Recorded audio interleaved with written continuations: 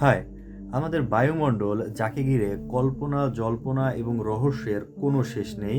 চলো আজকে এই বায়ুমণ্ডলের স্তরগুলো সম্পর্কে জানা যাক। আমাদের এই বায়ুমণ্ডলকে মোট 5টি ভাগে ভাগ করা হয়েছে ক্রমান্বয়ে: ট্রোপোমণ্ডল, স্ট্রাটোমণ্ডল, মেসোমণ্ডল, তাপমণ্ডল, এক্সোমণ্ডল। বায়ুমণ্ডলের সবথেকে নিচের স্তরকে বলা হয় ট্রোপোমণ্ডল।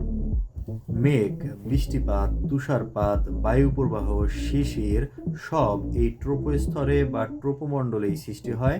ট্রোপোমণ্ডল শেষ হয়ে পরবর্তী স্তরে যাওয়ার আগ পর্যন্ত যে অংশ বা ট্রোপোমণ্ডলের শেষ যে অংশটুকু তাকে বলা হয় ট্রোপোবিরতি।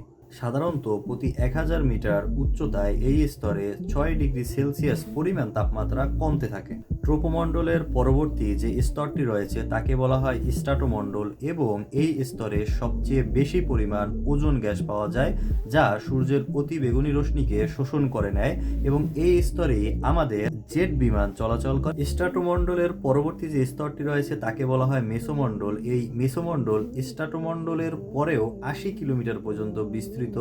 মজার বিষয়, এই মেসোমণ্ডল বায়ুমণ্ডলের সবচেয়ে শীতলতম স্থান এবং এখানে উল্কাপিণ্ড অবস্থান করে। বায়ুমণ্ডলের চতুর্থ যে স্তরটি রয়েছে তাকে বলা হয় তাপমণ্ডল এবং এই তাপমণ্ডল 500 কিলোমিটার পর্যন্ত বিস্তৃত এর পূর্ববর্তী স্তরের পর থেকে।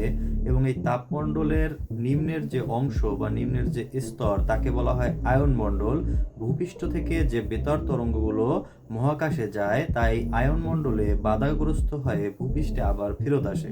বায়ুমণ্ডলের সর্বশেষ যে স্তরটি রয়েছে তাকে বলা হয় এক্সোমণ্ডল এবং এই মণ্ডলের বিস্তৃতি 960 কিলোমিটার পর্যন্ত এবং এই এক্সোমণ্ডলে হিলিয়াম ও হাইড্রোজেন গ্যাসের প্রাধান্য বেশি।